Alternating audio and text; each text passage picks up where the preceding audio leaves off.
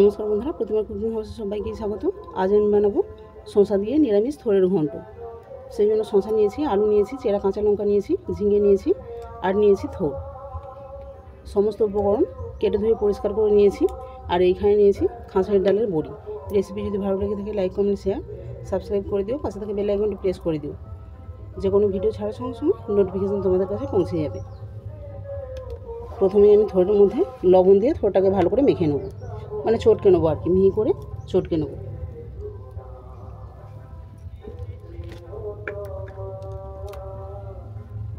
অল্প করে লবণ দিয়ে দিলাম।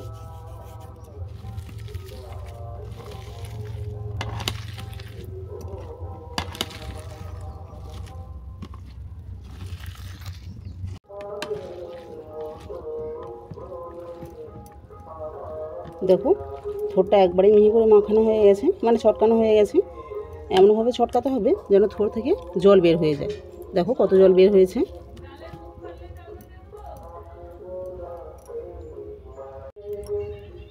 এরপর কড়ার মধ্যে দিয়ে দিচ্ছি সাদা তেল। তোমরা চাইলে সরষের তেলও নিতে পারো।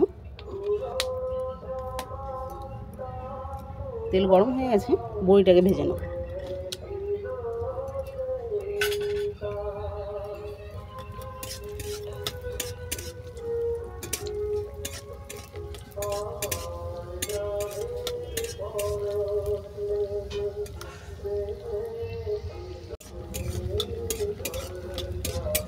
বড়ি বাদামি করে ভাজা হয়ে গেছে, এটা তেল থেকে নামিয়ে নিচ্ছি।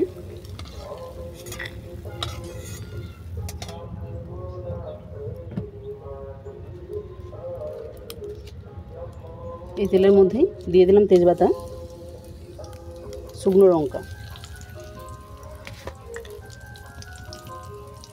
আর দিয়ে দিচ্ছি 5 ফোড়ন।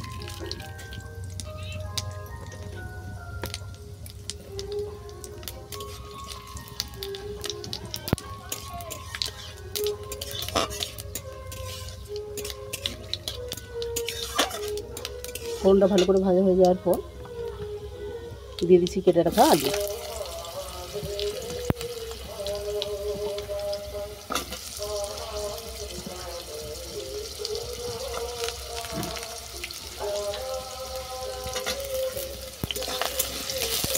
আলুটা বাদামি করে ভেজে নেব।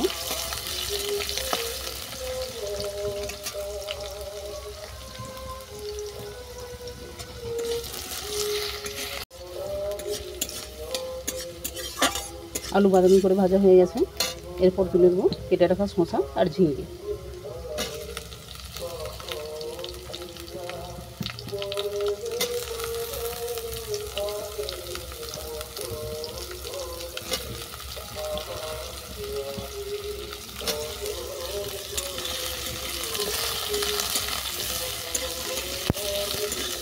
শসা আর ঝিঙেটাও কিছুক্ষণ ভেজে নিচ্ছি।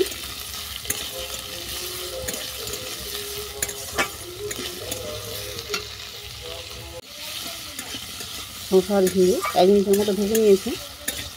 শসা আর ঝিঙে বেশি ভাজবো না। এরপর দিয়ে দিচ্ছি গুঁড়ো হলুদ,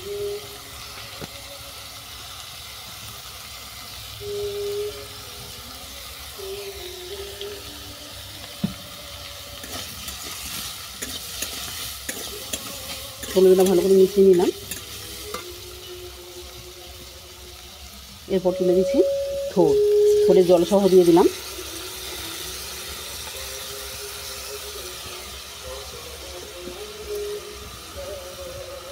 দিয়ে দিলাম চেরা কাঁচা লঙ্কা।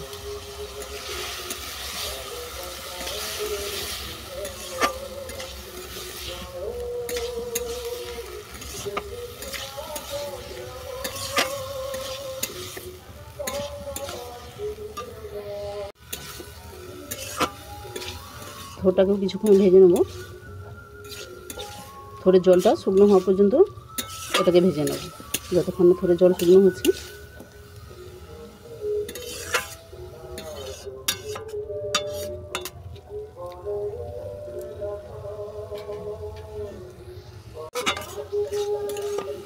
দেখো বন্ধুরা, সবজিগুলো সব কষাতে জলটা শুকনো হয়ে গেছে। এরপর দিয়ে দেবো পরিমাণ মতো লবণ। অল্প করেই দিলাম, কারণ থোড়ের মধ্যে লবণ দেওয়া ছিল, বেশি দিলাম না। আবার লবণটা মিশিয়ে নিলাম। এরপর দিয়ে দেবো পরিমাণ মতো জল।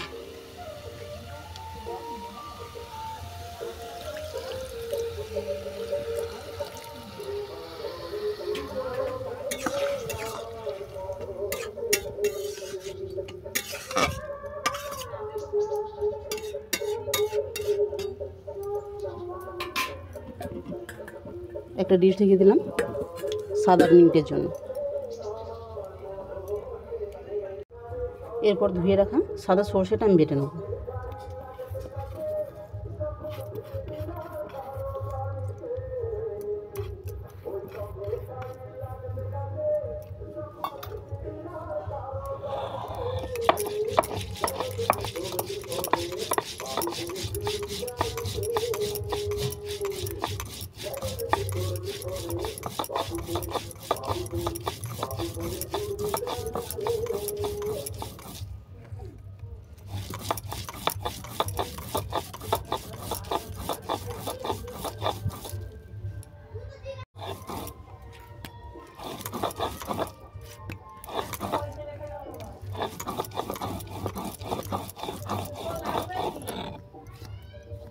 সরষেটা বাটা হয়ে গেছে, এটা শিল থেকে তুলে নিচ্ছি।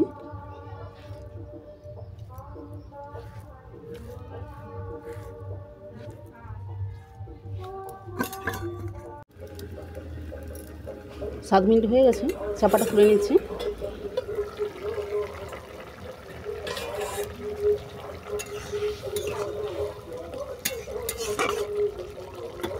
এরপর দেখো অনেকটা জল থাকতে থাকতে আমি ডাল কাঠি দিয়ে গোটা কতক আলু ভেঙে দিচ্ছি। দেখে দেখে ভাঙবে, কারণ শসা খুব নরম, শসারে যেন না ঘেঁটে যায়। আলুগুলো দেখে দেখে ভেঙে দেবে।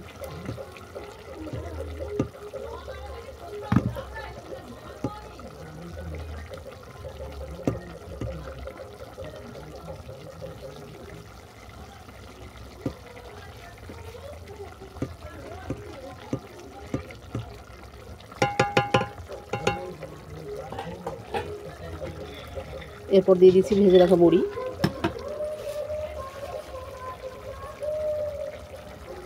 স্বাদ মতো চিনি,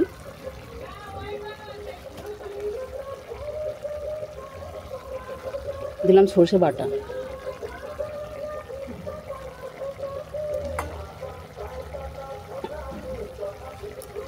এর সঙ্গে সরষের জলটাকে দিয়ে দিলাম, অল্পটুকুনি সরষের জল।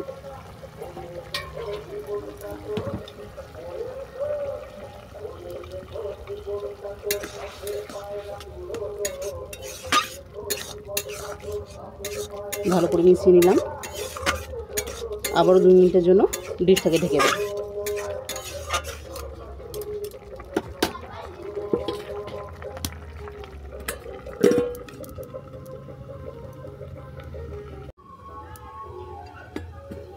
আবার 2 মিনিট পরে চাপাটা খুলে নিচ্ছি।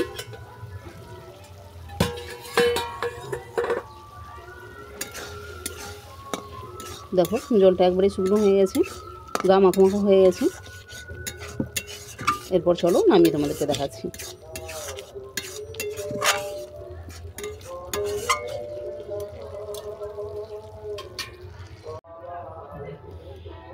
আজকের ভিডিও এই পর্যন্তই, দেখা হচ্ছে পরের ভিডিওতে।